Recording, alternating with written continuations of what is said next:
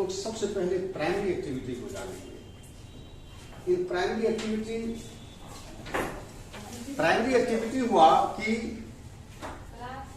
ऐसा economic activity जो agriculture से संबंधित होता है, माइनिंग से संबंधित होता है, या हम इसको यूं कह सकते हैं कि हम नेचुरल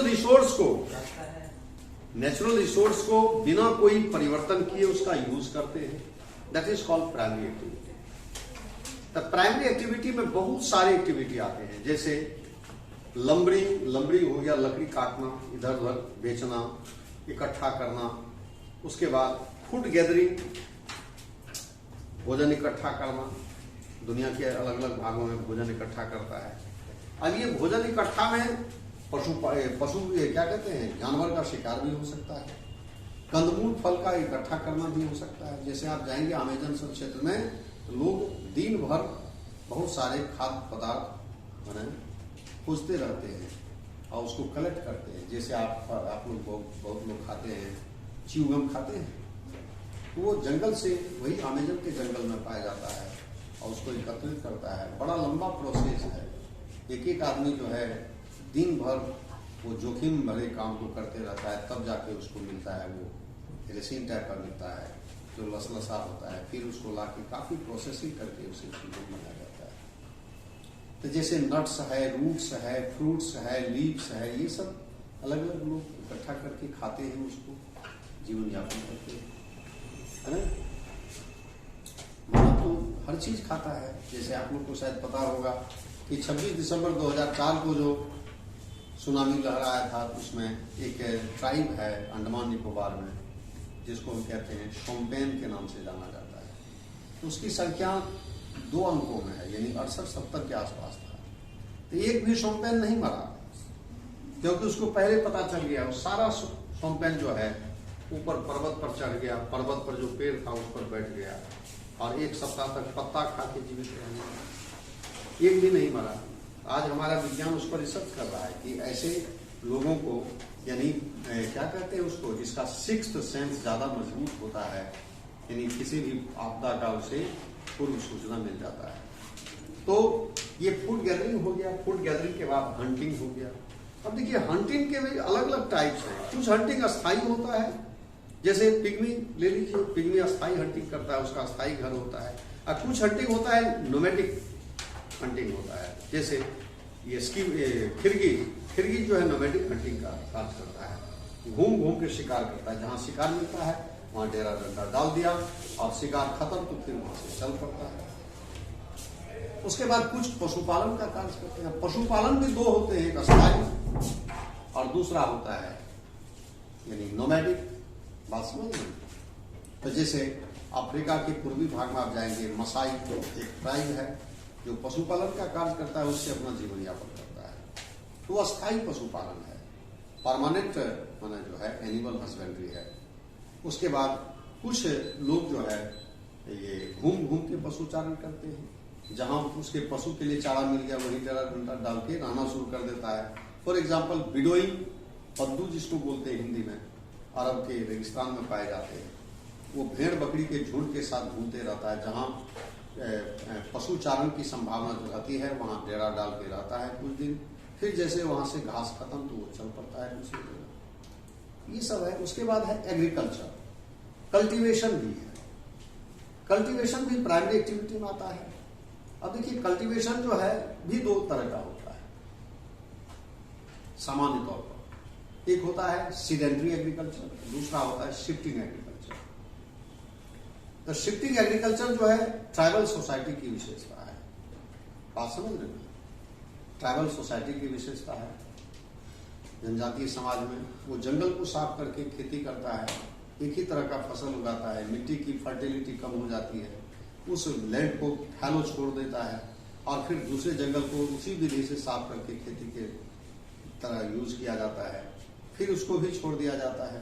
आफ्टर सम टाइम वो घूम फिर के उसी जगह पहुंच जाता है जहां से उसने खेती शुरू की थी। तब तक वहां फिर से जंगल उगाते हैं। फिर वो लैंड फर्टाइल हो चुका होता है, तो जंगल को फिर काट के आग लगा दिया जाता है। इसको हम शिफ्टिंग एग्रीकल्चर कहते हैं। इस सब की विशेषता चर्चा करेंगे हम लोग आगे। दूसरा जो कल्टीवेशन है उसको हम कहते हैं सीडेंट्री एग्रीकल्चर। सीडेंट्री का मतलब होता है स्थानबद्ध खेती, एक जगह स्थायी रूप से जहाँ खेती करते हैं। तो स्थानबद्ध खेती को फिर हम दो कैटेगरी में रखेंगे, दो कैटेगरी में। इसका एक कैटेगरी हो गया प्रिमिटिव सीडेंट्री या प्रिमिटिव एग्रीकल्चर, जो ट्राइबल सोसाइटी में प्रचलित है। ये परंपरागत तरीके से खेती किए जाते हैं, हल बैल ये फाल का यूज होता है। इसमें मॉडर्न जो टूल्स है, एग्रीकल्चरल टूल्स, ये सब यूज नहीं किए जाते हैं। और दूसरा होता है ना, दूसरा होता है आपको जो डेवलप समाज में की जाती है सीडेंट्री एग्रीकल्चर। तो डेवलप समाज में जो सीडेंट्री एग्रीकल्चर की जाती है उसको हम कहते हैं यानी सबसिस्टेंस एग्रीकल्चर कहते हैं, निर्वाहन खेती कहते हैं। अब देखिए निर्वाहन खेती टर्म आया है, ये निर्वाहन खेती भी दो तरह का होता है, एक सामान्य निर्वाहन है ना, दूसरा होता है गहन निर्वाहन। तो intensive subsistence agriculture is prevalent in those area where there is high density of population है ना, एंड रिवर वैली ये सब पाए जाते हैं, वहां पर इस तरह की खेती होती है। और जो साधारण जो इंटेंसिव एग्रीकल्चर होता है तो उसी जहां पर जो डेंसली पॉपुलेटेड पार्ट है उसी क्षेत्र में कुछ भागों में जो है सिंपल सबसिस्टेंस एग्रीकल्चर होती है, जिसको हम इंटेंसिव नहीं कहेंगे। जैसे फॉर एग्जांपल इंडिया में इंटेंसिव एग्रीकल्चर वैसे पूरे भारत में होती है, लेकिन आप साउथ इंडिया में जाएंगे तो वहाँ इंटेंसिव एग्रीकल्चर नहीं होती है। आप चीन जाएंगे, दक्षिणी पूर्वी चीन में इंटेंसिव एग्रीकल्चर होती है, लेकिन उत्तरी पूर्वी चीन और जो है पश्चिमी चीन में जाएंगे तो वहाँ इंटेंसिव एग्रीकल्चर नहीं होता है। आप म्यांमार जाएंगे तो म्यांमार का जो रिवर वैली है वहाँ इंटेंसिव सबसिस्टेंस होता है। लेकिन जो ऊंचा पठारी भाग है ना, जहाँ पर पानी कम है, शुष्कता रहती है, वहाँ पर केवल सबसिस्टेंस एग्रीकल्चर होती है जिसमें फीट का कल्टीवेशन होता है। जैसे आप भारत के संदर्भ में भी अगर कहेंगे कि भारत का नॉर्थ प्लेन का जो वेस्टर्न पार्ट है, पंजाब हरियाणा वेस्ट यूपी का पार्ट, यहाँ पर इंटेंसिव सबसिस्टेंस एग्रीकल्चर एक होता है, intensive subsistence agriculture dominated by rice, और दूसरा होता है अदर क्रॉप्स जैसे स्पेशली व्हीट वगैरह है। तो इस तरह से इसको डिवाइड करते हैं एग्रीकल्चर में। तो ये एग्रीकल्चर का जो माने प्रिमिटिव हो गया, माने ये फीचर हो गया। एग्रीकल्चर के कई टाइप्स होते हैं, वैसे एग्रीकल्चर को टाइप्स में डिवाइड करने का, विभाजित करने का कार्य किया था ये, मैं दिमाग से ही निकल गया है ना, विटिल्सी, समझ रहे बात को, डी विटिल्सी महोदय ने किया था। जैसे पूरे दुनिया को एग्रीकल्चरल रीजन, कृषि प्रदेश में बांटने का श्रेय किसको जाता है? डी विटिल्सी को जाता है, जिन्होंने 1915 ईस्वी में दुनिया को कृषि प्रदेशों में विभाजित किया। अब ये जो कृषि प्रदेश में उनका विभाजन था, विभाजन के कई आधार थे, जैसे कॉम्बिनेशन ऑफ क्रॉप्स था, उसके बाद पर्पस ऑफ प्रोडक्शन। जैसे मान लीजिए कि खेती तो हर समाज में होती है, जहां पर कृषि भूमि है वहां खेती होती है। ये अलग बात है कि कहीं चावल होती है, कहीं गेहूं, कहीं पर मकई, कहीं ज्वार बाजरा, कहीं पर और दूसरे फसल होते हैं, कहीं पर कॉमर्शियल क्रॉप्स होता है जो खाने लायक नहीं होता है ना। तो खेती हर क्षेत्र में होती है, लेकिन जो खेती करते हैं किसान, उस खेती का पर्पस क्या है? स्थानीय आवश्यकता के लिए या इंटरनेशनल मार्केट के लिए, देश विदेश के बाजार के लिए। तो ये सब तो वो जो है पर्पस को, उसके बाद आके फिर एग्रीकल्चर के मेथड क्या है। अब मेथड जो है मॉडर्न एग्रीकल्चर टूल्स का प्रयोग होता है या प्रिमिटिव वे में होता है ना, ये सब है। उसके बाद फिर एग्रीकल्चर में पशुपालन का क्या कंट्रीब्यूशन आता है। तो ये सारे माने 4-5 ऐसे फीचर्स थे जिसको ध्यान में रखकर विटिल्सी साहब ने संसार को एग्रीकल्चर 12-13 एग्रीकल्चर रीजन में बांटा। तो कुछ जो इंपॉर्टेंट एग्रीकल्चर रीजन्स है जो आपकी किताब में भी है, इसमें जैसे आपको सबसे पहले हो गया सबसिस्टेंस एग्रीकल्चर, सबसिस्टेंस एग्रीकल्चर के बाद इंटेंसिव सबसिस्टेंस एग्रीकल्चर है ना, intensive subsistence agriculture dominated by rice, intensive subsistence agriculture dominated by other crops in specially wheat है ना। उसके बाद आके फिर मेडिटेरेनियन एग्रीकल्चर जो भूमध्य सागरीय प्रदेश में की जाती है, वहां पर जो क्लाइमेट है उसके हिसाब से उस तरह का क्लाइमेट दुनिया के और भागों में माने between 30 to 45 degree latitude in western part of continents, for example in California, North America in California, in South America mid Chile है ना, and in Africa south western part of Africa and Australia, south and south western part of Australia, ये सब Mediterranean type of climate है। इस climate की विशेषता होती है in this climatic reason rainfall occur in winter season, summer is totally dry, totally dry. So in this region citrus fruits are important crops. यहाँ पर citrus fruits का भरपूर उत्पादन होता है, जैसे संतरा हो गया, संतरा है, मौसमी है, उसके बाद वाइन, VINE वाइन जिसको अंगूर बोलते हैं, ग्रेप भी बोलते हैं, उसके बाद पीच आड़ू जिसको बोलते हैं, फिग है, फिग जिसको हम बोलते हैं, अंजीर बोलते हैं। इस तरह के फलों का ज्यादा उत्पादन होता है, इसीलिए उस क्षेत्र में ये जो है वाइन इंडस्ट्री का यानी जो शराब उद्योग का अत्यधिक विकास हुआ है, और इत्र परफ्यूम का भी सबसे ज्यादा उसी क्षेत्र में डेवलप हुआ है। और उस जहां वो एग्रीकल्चर हो रही है, मेन उसका रीजन है, उसी क्षेत्र में जो पास्ट टाइम में, एंशियंट टाइम में रोम सभ्यता का, ग्रीक सभ्यता का, माने ग्रीक सिविलाइजेशन, रोम सिविलाइजेशन का वहीं पर डेवलपमेंट हुआ था। बात समझ में? ये सब विशेषता है। तो मेडिटेरेनियन एग्रीकल्चर, उसके बाद प्लांटेशन एग्रीकल्चर, जिसमें हम मेनली प्लांटेशन मैंने जो है एग्रीकल्चर करते हैं, जैसे इसको हिंदी में बागाती कृषि कहा जाता है, बागवानी नहीं, बागाती कृषि कहा जाता है। इसमें बागाती कृषि को आप कह सकते हैं कि मतलब plantation agriculture is in fact A state farming. State होता है, जागीर बोला जाता है, खेत का आकार बड़ा होता है, किसान के पास बड़ा खेत होता है, और बड़े खेत में व्यावसायिक उद्देश्य के लिए फसल का उत्पादन किया जाता है। फसल कौन होता है? स्पेशली कॉमर्शियल क्रॉप्स होता है। Rubber is important crop. In fact plantation agriculture rubber के कॉन्टेक्स्ट में है, लेकिन नाउअडेज अभी समय बदल रहा है, तो और भी बहुत सारे फसल इसके अंतर्गत पैदा किए जाते हैं, जैसे टी, कॉफी, जूट, कॉटन, उसके बाद जाके फिर cocoa, these are also, sugar cane, these are also included in plantation agriculture. तो प्लांटेशन एग्रीकल्चर की सबकी अपनी अपनी विशेषता होती है कि इसमें स्टेट फार्मिंग होती है, और इसमें ह्यूज अमाउंट ऑफ पूंजी की जरूरत होती है, बड़ी मात्रा में पूंजी की आवश्यकता होती है। बात समझ रहे हैं?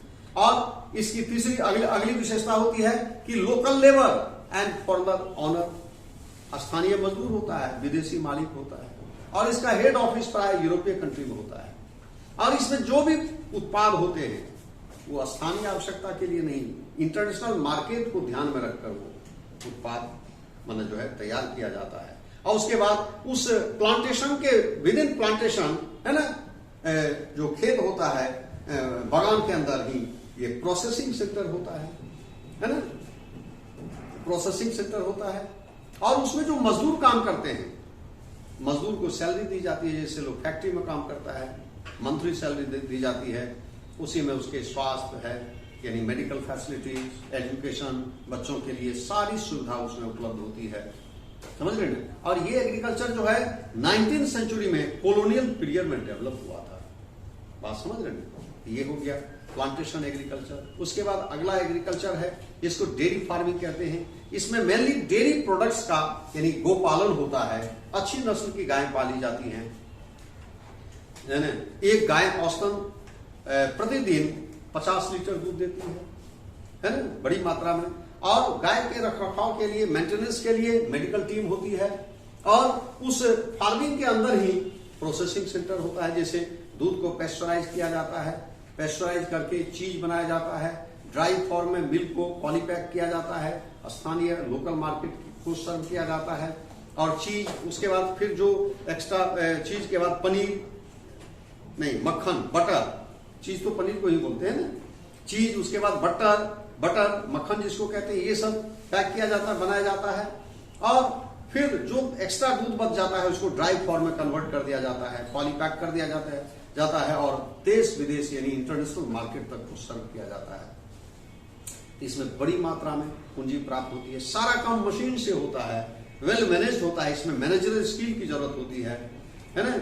और दूध निकालने के लिए मैन पावर का यूज नहीं होता, सब मशीन का, मिल्किंग मशीन लगा देता है, 5 मिनट के अंदर में सारा दूध को निचोड़ लेता है।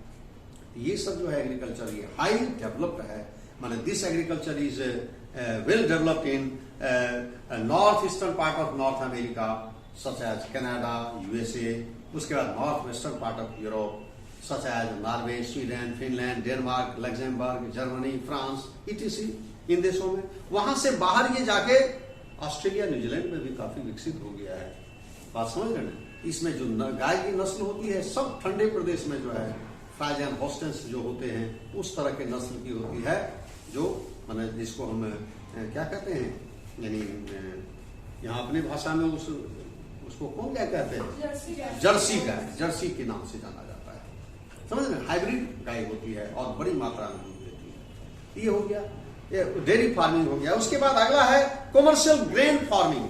कॉमर्शियल ग्रेन फार्मिंग, अब देखिए ग्रेन का एक ऐसा एग्रीकल्चर जिसमें ग्रेन का प्रोडक्शन होता है, यानी अनाज का, सीरियल्स का प्रोडक्शन होता है। लेकिन वो सीरियल्स जो है स्थानीय आवश्यकता के लिए नहीं, बल्कि लाभ कमाने के लिए, पैसा कमाने के लिए किया जाता है। इंटरनेशनल, नेशनल इंटरनेशनल मार्केट को ध्यान में रखकर किया जाता है। Wheat is important crop of commercial grain farming. और ये फार्मिंग जो है, this farming is well developed in western country, developed nation such as Canada, USA, France, Germany, Russia, South Africa, Australia, etc. इन देशों में काफी डेवलप है, काफी विकसित है। और इसकी एक विशेषता होती है, इसमें खेत का आकार काफी बड़ा होता है। खेत का आकार काफी बड़ा होता है। एक औसतन एक खेत का आकार बहुत कम होगा तो 500 हेक्टेयर होगा। 500 हेक्टेयर, हेक्टेयर का मतलब समझते हैं? 1 हेक्टेयर इसका 2.4 एकड़, 2.4 एकड़ बराबर 1 हेक्टेयर होता है। 500 हेक्टेयर, 500 हेक्टेयर का मतलब हो गया करीब कितना हो गया, 12, 13, 1400 करीब एकड़ हो गया, यानी 1500 एकड़ के आसपास हो गया। अपने यहाँ जमींदारी व्यवस्था तो है नहीं, जो किसी के पास उतना जमीन नहीं है, क्योंकि जमींदारी व्यवस्था का उन्मूलन हो गया है। तो ये कम से कम है। और एवरेज जो साइज होता है 16,000 हेक्टेयर होता है, 16,000 हेक्टेयर का होता है। विशेष परिस्थिति में 40,000 हेक्टेयर बड़ा खेत होता है, और उसको एक फार्मर ओन करता है, on by single one farmer. बात समझ रहे हैं? तब वो फार्मर उस फार्म हाउस के बीच में किसान का घर होता है, और उसके घर के चारों तरफ रोड बने होते हैं, सब एकदम हाईवे की तरह बना रहता है। उसके सारे खेत हाईवे से जुड़े रहते हैं, रोड से जुड़े रहते हैं। और किसान ऊपर में रहता है, नीचे उसका सारा इंस्ट्रूमेंट्स रहता है, औजार रहता है ना। उसके बाद 2-4 माने जो है मजदूर रहते हैं असिस्ट करने के लिए, क्योंकि this is a mechanised farming. ये एक तरह से मशीनीकृत फार्मिंग है, जो मशीन की मदद से किया जाता है। जैसे ट्रैक्टर, विनोअर, प्लोअर, है ना, हार्वेस्टर, स्प्रे मशीन, है ना। उसके बाद आके फिर स्प्रे मशीन, ये सारे चीज का प्रयोग किया जाता है। थ्रेशर, यानी सारे काम मशीन से होते हैं, मैनुअल वर्क नहीं होता है, केवल मैन उसको ऑपरेट करता है। समझ गए? यहां तक कि बीज बोने के लिए, उर्वरक, फर्टिलाइजर को छिड़कने के लिए जो है हेलीकॉप्टर का प्रयोग होता है। मान लीजिए अब एक किसान का खेत पश्चिम में, जैसे अपना जो है पटना का दानापुर है, अब पूरब में जो है दीदारगंज, यानी है ना, इतना बड़ा खेत है। और यहाँ से गंगा के किनारे से लेके उधर संपत तक इतना लंबा चौड़ा है। सोचिए कि एक किसान अगर हाथ से अपने यहाँ जो है माथा पर ऐसे लेके ऐसे छिड़कते जाता है, तो एक बार वो दानापुर से वो सिटी जाएगा तो वहीं कहेगा कि हम कहीं नहीं जाएंगे, यहीं रह जाते हैं। संभव होगा? या इधर से एक बार चला जाएगा तो पता चलेगा कहीं बीज दिया, कहीं नहीं दिया, कहीं उर्वरक दिया, कहीं नहीं दिया। तो ये सारा काम मशीन से होता है। बात समझ रहे हैं? और ये जो खेती होती है, इसमें सिंचाई की जरूरत नहीं होती है, सिंचाई के साधन विकसित नहीं होते हैं। ये टोटली नेचर पर डिपेंड है। वर्षा होती है, इस रीजन में 60 से 70 सेंटीमीटर औसतन वर्षा होती है, which is sufficient for such crop. और इसमें जो है स्पेशली फीट का कल्टीवेशन होता है, बिकॉज जहां पर ये खेती commercial grain farming well developed है, दैट इज टेम्परेट रीजन, वो शीतोष्ण कटिबंधीय प्रदेश है ना। और उस क्षेत्र में यहाँ इसकी खेती होती है। तो अब देखिए, खेती होती है, अनाज, बड़ी मात्रा में अनाज पैदा होती है। अच्छा, किसान के साथ साथ बगल में किसान अकेले खेती ही नहीं करता है, बल्कि उसके पास 150 गायें भी होती हैं, अच्छी नस्ल की दुधारू गायें होती हैं, जिससे दोनों को मदद मिलता है ना। एक फसल उगता है, उसके अकाउंट में इतना पैसा है, अगले बार जो उत्पादन होगा उसको बेचेगा। उसका अनाज पड़ा हुआ है, सब पैकिंग किया हुआ है। आते हैं कौन? व्यवसायी आते हैं, बस उसको सूटकेस थमा देता है, पैसा वाला करेंसी का अब तो है चेक माध्यम से दिया जाता है, तो उसके अकाउंट में इतना पैसा था, अगले बार उसका इतना अमाउंट हो जाता है, फिर अगले बार इतना हो जाएगा, अगले बार इतना हो जाएगा। ये जस्ट इंडस्ट्री की तरह है, उद्योग से कम नहीं है और काफी खुशहाल होते हैं किसान, है ना। तो अपने पंजाब में भी ये खेती होती है। एक टर्म आता है सूटकेस फार्मिंग, पंजाब में होती है। जैसे पंजाब के किसान गेहूं की खेती करके गेहूं उसका पड़ा रहता है, खेत में सब बोरी में पैक किया हुआ है, व्यवसायी आते हैं उसको सूटकेस थमा देते हैं, सारा अनाज उठा के ले जाते हैं। So it is called suitcase farming also, है ना। ये कमर्शियल ग्रेन फार्मिंग है, व्हीट इसका मुख्य फसल है। उसके बाद है मिक्स्ड फार्मिंग, मतलब farming in which cultivation of crop and animal husbandry, rearing of animal husbandry both are done, है ना। यानी पशुपालन और फसल का उत्पादन जब दोनों साथ साथ किया जाता है, इसको हम कहते हैं मिक्स्ड फार्मिंग कहते हैं। इसकी खासियत होती है कि पशु से खेती में मदद मिलती है, पशु के गोबर का मदद, पशु से दूध मिलता है, पशु से और भी लाभ मिलते हैं, और खेती करने में भी, बोझा ढोने में भी पशु का इस्तेमाल होता है।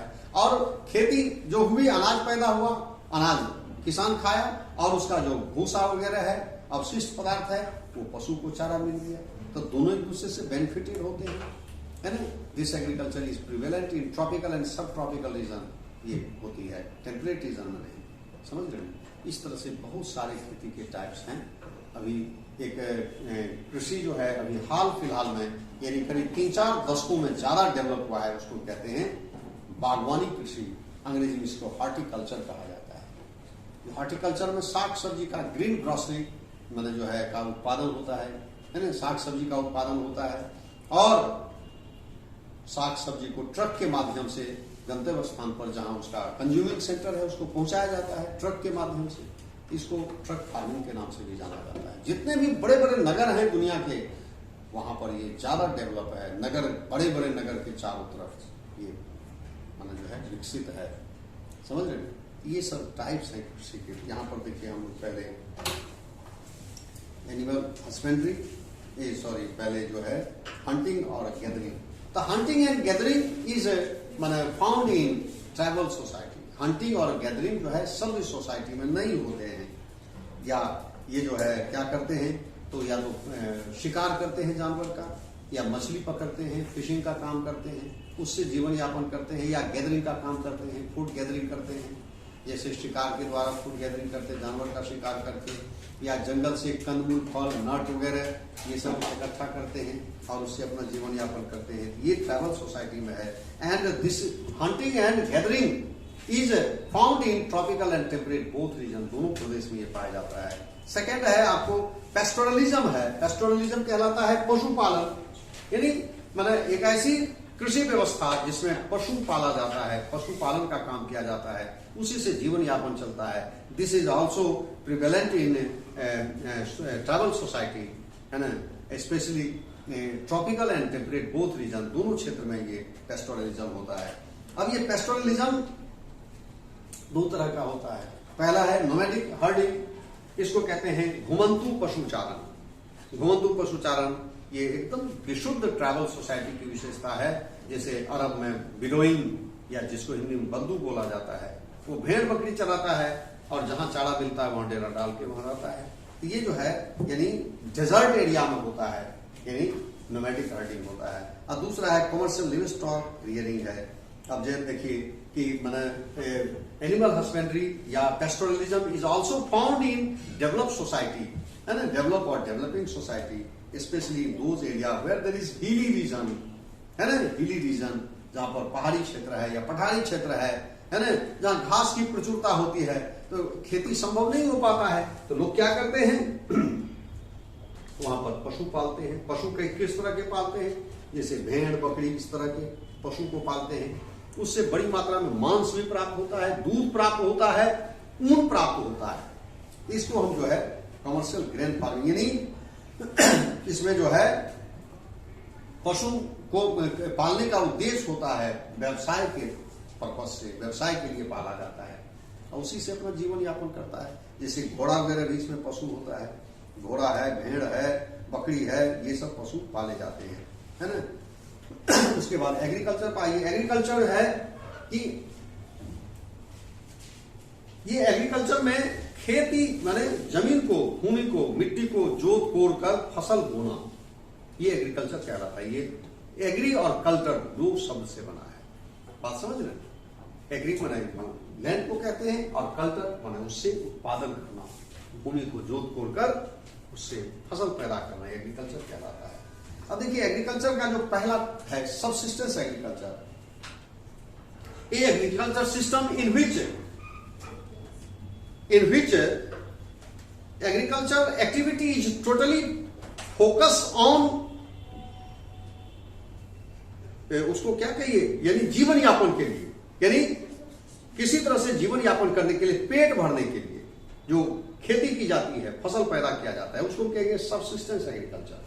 यानी आप इसको ऐसे भी कह सकते हैं कि agriculture system in which crops are produce to fulfil local demand and crops produced by the farmers are consumed by the farmers and their family themselves, so there is no scope of marketable surplus। एक ऐसी कृषि व्यवस्था जिसमें खेती का उद्देश्य स्थानीय आवश्यकता को पूरा करने के लिए किया जाता है, या दूसरे शब्दों में कह सकते हैं कि जो भी फसल पैदा किए जाते हैं वो सब किसान तथा उसके परिवार के द्वारा भोग कर लिए जाते हैं, अतः मार्केट योग्य, बाजार योग्य अधिशेष नहीं बच पाता है, माना खाया पिया पचाया। So there is no scope of marketable surplus. Such type of agriculture is called subsistence agriculture. Subsistence agriculture are generally found in densely populated part of the earth. ये जहां सघन आबादी पाई जाती है वहां subsistence agriculture होती है. But it is not necessary that it is totally confined in densely populated part. It is found in thinly populated part also, especially in tribal society या backward society, या आप कह सकते हैं कि पिछड़ा समाज है, उस समाज में भी सबसिस्टेंस एग्रीकल्चर होता है, स्पेशली ट्राइबल सोसाइटी में। बात समझ रहे हैं।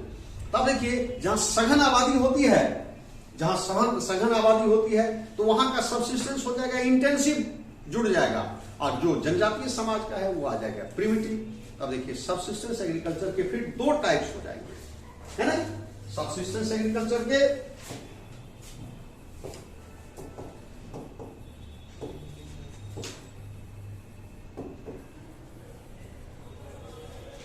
इसके दो टाइप्स हो जाएंगे। पहला primitive,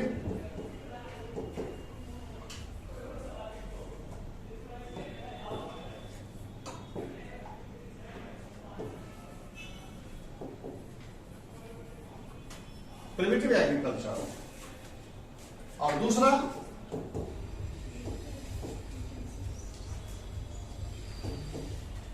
intensive subsistence agriculture.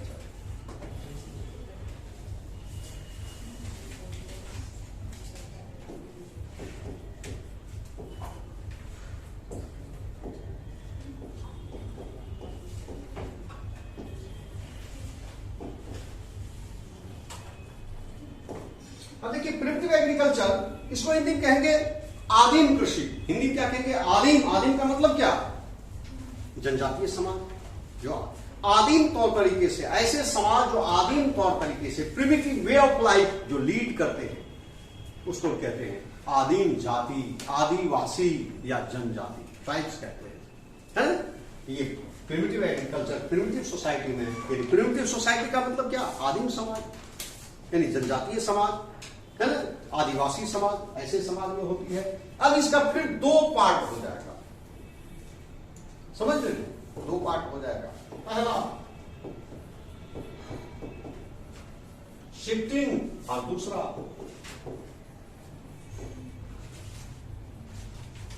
Sedentary. Shifting को क्या कहेंगे? स्थानांतरी। और सीडेंट्री को कहेंगे, क्या कहेंगे? स्थानबद्ध। समझ रहे? अब देखिए जनजातीय समाज में जो प्रिमिटिव एग्रीकल्चर होती है ना, पहला होता है शिफ्टिंग एग्रीकल्चर। अब शिफ्टिंग एग्रीकल्चर को कई नामों से जाना जाता है, इसकी चर्चा बाद में करेंगे। इसमें क्या होता है कि first of all cutting and felling of tree, पेड़ को काटना, कुल्हाड़ी की मदद से काट दिया जाता है, गिरा दिया जाता है, और उसके burning of trees and bushes, उसमें आग लगा दिया जाता है, पूरा जल के राख हो जाता है। वो सारा राख, देखिए यहाँ साइंटिफिक कुछ माना जो है ये कॉन्सेप्ट है कि सारा राख जो है जला हुआ भाग मिट्टी में मिल जाती है, इससे उसकी फर्टिलिटी एक तरह से फर्टिलाइजर का काम करता है। उसके बाद कुदाल से कोड़कर या हल बैल से जोतकर बीज बो दिए जाते हैं। जब फसल तैयार होता है तो फिर उसको हसुआ से काट लिया जाता है, हाशिया से काट लिया जाता है। इसमें ना तो आधुनिक बीज का प्रयोग होता है, ना ही सिंचाई का प्रयोग होता है, ना कीटनाशक दवा का, ना ही विशेष देखभाल होती है ना, कोई आधुनिक व्यवस्था नहीं होती है। उसके बाद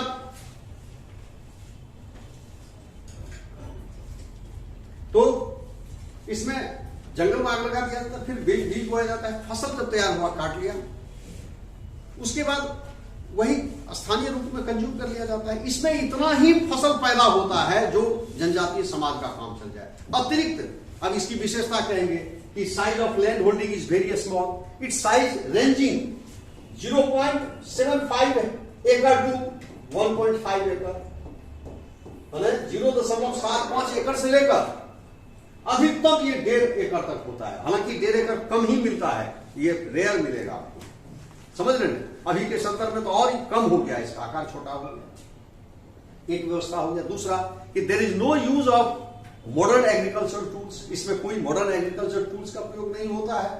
उसके बाद there is no use of HYV seeds, fertiliser, ETC। चौथा कि there is no use of irrigation facility, है ना, इसमें सिंचाई की सुविधा उपलब्ध नहीं होती है। उसके बाद मैंने इसमें प्रोडक्शन इज लो, इसमें जो प्रोडक्शन होता है लो होता है, यानी पर एकरेज कह सकते हैं, एकरेज भी लो होता है और पर कैपिटा भी लो होता है। ये पूरी तरह से मानवीय श्रम पर आधारित होता है, यानी मशीन का प्रयोग नहीं के बराबर होता है। उसके बाद जो भी अनाज पैदा होता है स्थानीय रूप में उपभोग कर लिए जाते हैं locally, so there is no scope of marketable surplus.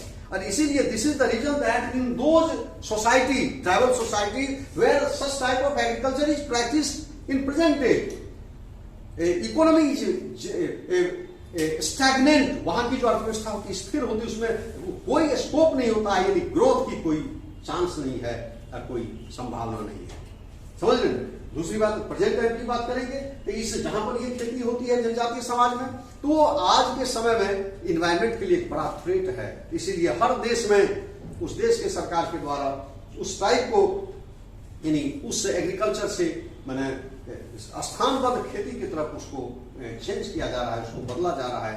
इसके लिए सरकार भी बहुत सारी योजना चला रही है और उसके लिए बहुत सारा प्रयास जारी है।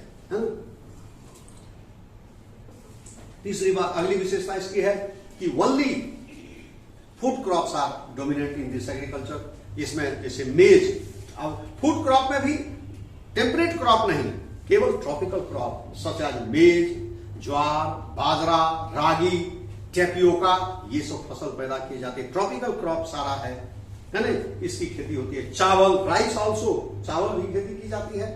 टेम्परेट क्रॉप नहीं होता है इसमें, है ना, और नॉन फूड क्रॉप का भी प्रोडक्शन नहीं होता है।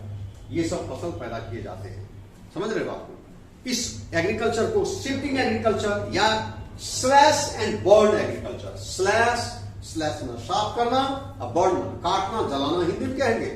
इसको स्थानांतरित खेती या काटना और जलाना खेती भी कहा जाता है। This agriculture is known by different name in different parts of world.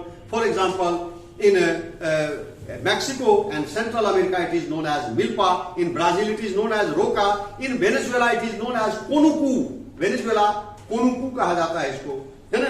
It is known as hama in Indonesia, kaingin in Philippines, tamari in Thailand, tongia in Myanmar, है ना, tongia in Myanmar, रे in Vietnam, ladang in Malaysia, chenna in Sri Lanka, झूम in North Eastern India, Bewar and Poda in Central and South India, and Kumari in Western India। जैसे Rajasthan side में वो गुजरात का क्षेत्र है, ये सब अलग अलग नाम से जाना जाता है, समझ रहे बात को। तो ये हो गया आपको, यानी शिफ्टिंग एग्रीकल्चर हो गया। समझ लीजिए, सब मैप में देखिएगा कहाँ कहाँ पाया जाता है। इसमें तो आपको 2-3 तो नाम दिया है, ज्यादा नाम दिया भी नहीं है, समझे बात को, हम आपको बहुत सारा नाम बता दिए। सेकंड है सीडेंटरी एग्रीकल्चर। अब इसी जनजातीय समाज में कहीं कहीं स्थान पर खेती की जाती है, अर्थात जनजाति क्या करते हैं कि एक ही जगह स्थायी रूप से खेती करता है, अस्थायी रूप से खेती करता है। तो इसमें क्या फर्क है, इसमें फार्म रोटेशन होता है, इसमें फार्म फिक्स होता है, एक ही जगह खेती होती है ना। इसकी एक विशेषता कह सकते हैं कि this agriculture system farm rotation is seen instead of crop rotation, यानी फसल चक्र के स्थान पर यहाँ खेत चक्र होता है। खेती की मिट्टी की उर्वरा शक्ति निम्न हुई, खेत को छोड़कर दूसरा खेत को फिर उसी से तैयार किया जाता है।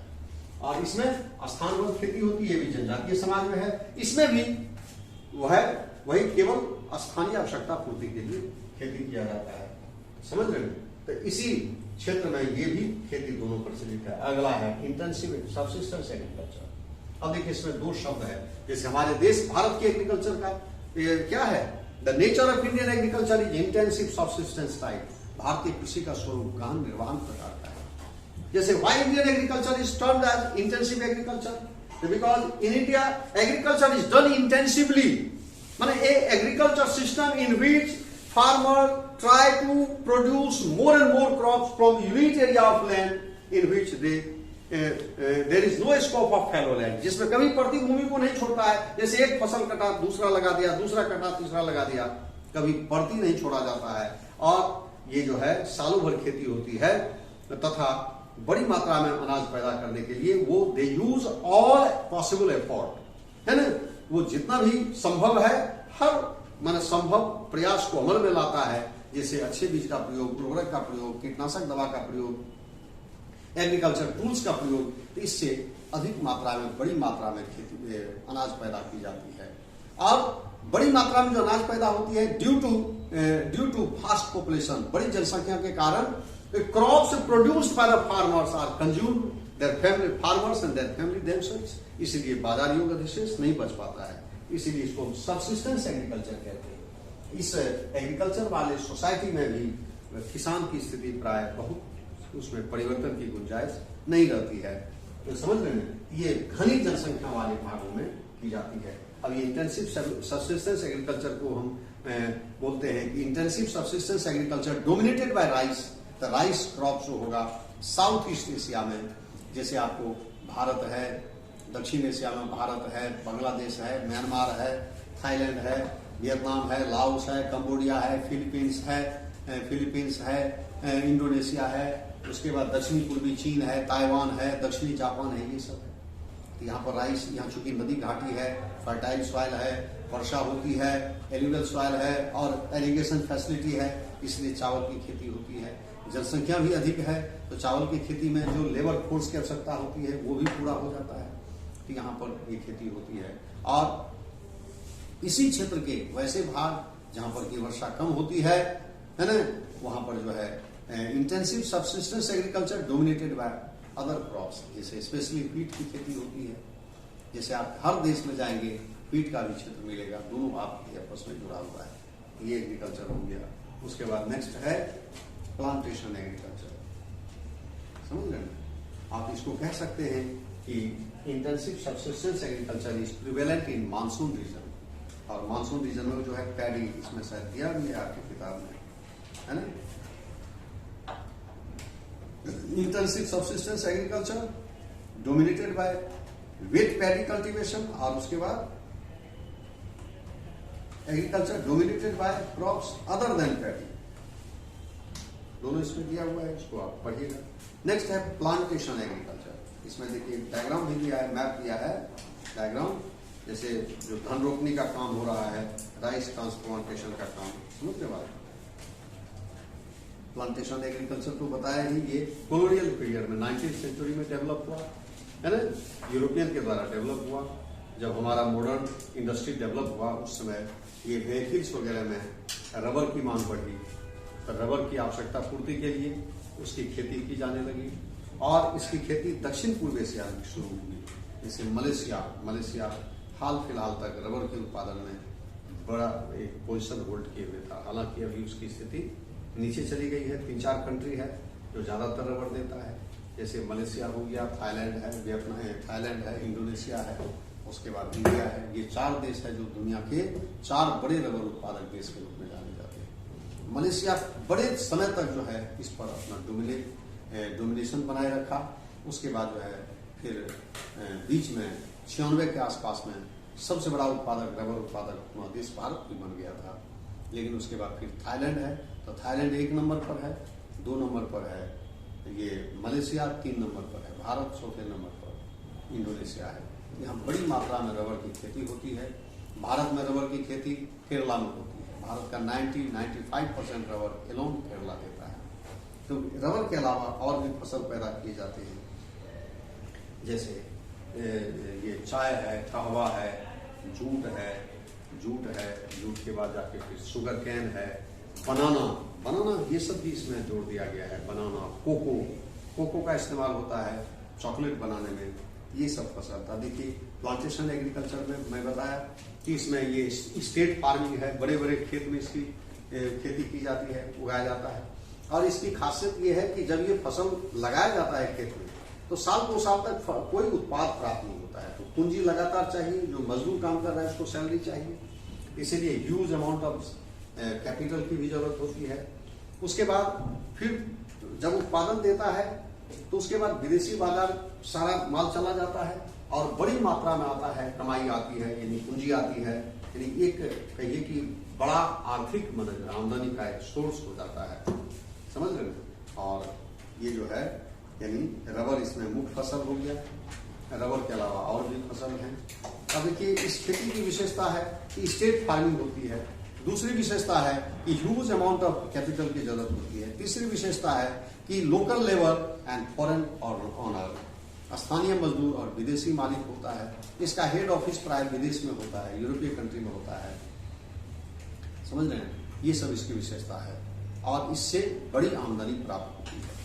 ये दक्षिण पूर्व एशिया में ये खेती प्रचलित है। दक्षिण पूर्व एशिया के अलावा जो ट्रॉपिकल रीजन है, जैसे अमेजन क्षेत्र जो है जंगल, उस आसपास में भी इसकी खेती की जाती है। अफ्रीका का जो कांगो बेसिन है वहां भी इस तरह की खेती हो सकती है। बात समझ रही है। उसके बाद मेडिटेरेनियन एग्रीकल्चर है, नहीं उससे पहले है मिक्स्ड फार्मिंग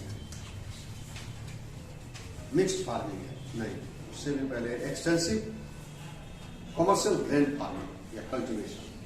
अब देखिए एक्सटेंसिव कमर्शियल ग्रेन फार्मिंग जो है, ये farming system in which crops are produced on large area, बड़े खेत पर, बड़े भूमि पर फसल का उत्पादन होता है, जिसमें खेत का आकार, size of land holding is very high, large. जैसे बहुत छोटा होगा तो 500 हेक्टेयर, 16,000 हेक्टेयर एवरेज साइज होता है। कभी कभी 40,000 हेक्टेयर तक बड़ा खेत होता है। और ये वेस्टर्न डेवलप्ड नेशन में, जैसे USA, Canada, France, Germany, Japan नहीं, ये रसिया हो गया, साउथ अफ्रीका, ऑस्ट्रेलिया, इन देशों में, अभी के समय में अर्जेंटीना भी इसमें डेवलप हो गया है। इन देशों में ये खेती की जाती है। बात समझ रहे हैं। तो खेत बड़ा होता है। ये खेती पूरी तरह से मशीन से की जाती है, मैकेनाइज्ड फार्मिंग है। नंबर 1 मैकेनाइज्ड फार्मिंग है। नंबर 2 खेत का आकार काफी बड़ा होता है, size of land holding is very large. तीसरा कि इसमें बड़ी मात्रा में huge amount of capital investment होता है, बड़ी मात्रा में पूंजी की आवश्यकता होती है। उसके बाद जो है, उसके बाद इसको कह सकते हैं कि ये एक तरह से ये भी स्टेट फार्मिंग है, जागीर वाली खेती, क्योंकि खेत काफी बड़ा बड़ा होता है, इसको भी हम स्टेट फार्मिंग कह सकते हैं। और इसमें केवल क्रॉप्स का ही प्रोडक्शन होता है और क्रॉप्स में भी टेम्परेट क्रॉप्स का, यानी व्हीट डोमिनेट करता है। व्हीट के अलावा बार्ली, ओट, उसके बाद मस्टर्ड, ये सब फसल भी उगाए जाते हैं। कुछ दलहन का भी उत्पादन होता है, लेकिन कम होता है, ज्यादातर व्हीट का प्रोडक्शन होता है। और ये देश दुनिया को, विदेश को ये सारा व्हीट निर्यात करता है, स्थानीय आवश्यकता के लिए नहीं। इससे किसान को बड़ी मात्रा में आमदनी प्राप्त होती है। बात समझ रहे हैं। और यहाँ के किसान जो होते हैं, नगर में रहने वाले लोगों से ज्यादा आराम पूर्वक जीवन जीते हैं। बात समझ रहे हैं। उसके बाद है मिक्स्ड फार्मिंग। मिक्स्ड फार्मिंग जो है, जब cultivation, crop cultivation and animal husbandry दोनों साथ साथ किया जाता है, इसको मिक्स्ड फार्मिंग कहते हैं। और ये ट्रॉपिकल रीजन की विशेषता है।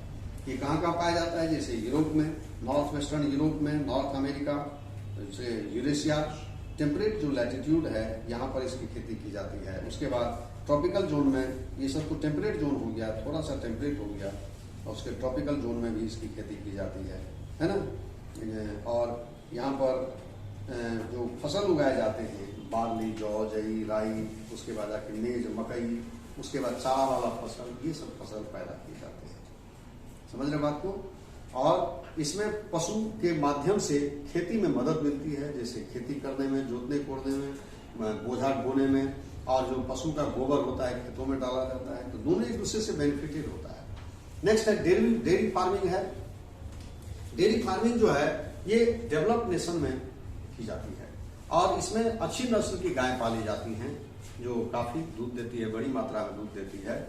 और इसमें भी पूंजी का इन्वेस्टमेंट मतलब बड़ी मात्रा में पूंजी चाहिए, बिना पूंजी का ये खेती संभव नहीं है, क्योंकि मेडिकल टीम होती है, सबको सैलरी देना होता है, और प्रोसेसिंग सेंटर होता है, दूध पैस्चराइजेशन की व्यवस्था होती है, और दूध को दूध से चीज बनाना, फिर बटर बनाना, और उसके बाद शेष दूध को जो है ड्राई फॉर्म में कन्वर्ट करना है ना। ये सब टेक्नोलॉजी की आवश्यकता होती है, और देश विदेश को सप्लाई किया जाता है, इससे बड़ी आमदनी प्राप्त होती है। ये जो है डेयरी फार्मिंग जो है north eastern part of USA, north America and north western part of Europe, यहाँ पर ये ज्यादा डेवलप है। फिर ऑस्ट्रेलिया, न्यूजीलैंड में भी ये खेती डेवलप है। उसके बाद मेडिटेरेनियन एग्रीकल्चर। मेडिटेरेनियन एग्रीकल्चर कहा जाता है जो मेडिटेरेनियन रीजन के आसपास की जाती है। एक प्रकार की क्लाइमेट भी है जहाँ जाड़े में वर्षा होती है, और समर सीजन टोटली ड्राई होता है। समझ रहे हैं। यहाँ पर जो है यानी साइट्रस फ्रूट्स का ज्यादा उत्पादन होता है, उसके अलावा मकई वगैरह का भी उत्पादन होता है। बात समझ रहे हैं। फ्रूट्स में जैसे पीच है, फिग है, उसके बाद ऑरेंज है, मौसमी है ना। उसके बाद आके फिर आपको लेमन है, इस तरह के फसल का उत्पादन होता है, और उससे फिर जो है शराब का भी निर्माण होता है। इसी में देखिए विटीकल्चर एक है, अंगूर का उत्पादन होता है ना। ये यूरोप के जो दक्षिणी यूरोप में जो मेडिटेरेनियन सी के चारों तरफ जो देश है, इसमें अफ्रीका का भी कुछ पार्ट हो जाएगा। अफ्रीका का जो देश होगा, जैसे मोरक्को भी, जहां हाल ही में भूकंप आया है, मोरक्को, उसके बाद मोरक्को के बाद अल्जीरिया, लीबिया, इजिप्ट का जो तटवर्ती भाग है, भूमध्य सागर से सीमा बनता है। फिर वेस्ट एशिया का, दक्षिण साउथ वेस्ट एशिया का पार्ट, जैसे टर्की का वेस्टर्न पार्ट, साइप्रस वगैरह हो गया है ना, वो सब हो गया। उसके बाद आके फिर उधर चले जाइए दक्षिणी यूरोप का हिस्सा, जिसमें स्पेन, फ्रांस, पुर्तगाल, उसके बाद आके इटली, दक्षिणी फ्रांस, उसके बाद ग्रीक, ट्यूनिशिया, ग्रीक, उसके बाद ग्रीक के बाद जाके फिर अल्बानिया, क्रोएशिया, बोस्निया हर्जेगोविना, ये सब देश है, ऑस्ट्रिया वगैरह, यहाँ पर खेती होती है। वहां से बाहर ये दोनों गोलार्धों में, in both hemisphere between 30 to 45 degree latitude on west coast of continents, जैसे नॉर्थ अमेरिका में कैलिफोर्निया, साउथ अमेरिका में मिड चिली, साउथ अफ्रीका में साउथ वेस्टर्न पार्ट, और ऑस्ट्रेलिया के साउथ और साउथ वेस्टर्न पार्ट में इस तरह की खेती की जाती है। बात समझ रहे हैं। यहाँ पॉपुलेशन बहुत सघन नहीं है, कम पाया जाता है। उसके बाद मार्केट गार्डनिंग जो है, ये प्रेजेंट टाइम की जो है ये विशेषता है, वर्तमान समय की विशेषता है। ये आधुनिकता के साथ जब बड़े बड़े नगर अस्तित्व में आए, तो नगरों की जो आवश्यकता पूर्ति होती है, साग सब्जी और जो दैनिक फल होता है, मौसमी फल होता है, इसकी आपूर्ति के लिए जो है मार्केट गार्डनिंग का विकास हुआ है। इसको हॉर्टिकल्चर भी कहा जाता है। दुनिया में हॉर्टिकल्चर में 4 देश है, Brazil, China, India and USA. ये 4 देश अपना नाम बनाए हुए हैं, क्योंकि इसकी आबादी ज्यादा है और इसमें बड़े बड़े नगर हैं। समझ रहे हैं। तो बड़े बड़े नगरों को सर्व करने के लिए साग सब्जी की खेती की जाती है। इससे काफी बेनिफिट मिलता है, लाभ मिलता है। इसको ट्रक फार्मिंग के नाम से भी जाना जाता है।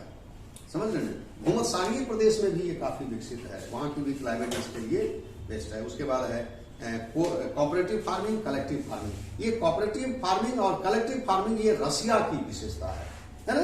कोऑपरेटिव फार्मिंग क्या है, एक खेत है, वो बड़ा सा खेत है, उसमें सभी लोग मिलकर काम करते हैं, और जो काम करेगा उसको मेहनताना मिलेगा, उसको मजदूरी मिलेगी। जैसे फैक्ट्री में काम करता है, अब वो सारा उत्पादन जो है सरकार व्यवस्था का हुआ, उसको बेचकर उसी से उसको दिया है। तो दोनों काम, अनाज का भी उत्पादन, लोगों को भी रोजगार मिल गया, लोगों की आवश्यकता पूरी हो गई है।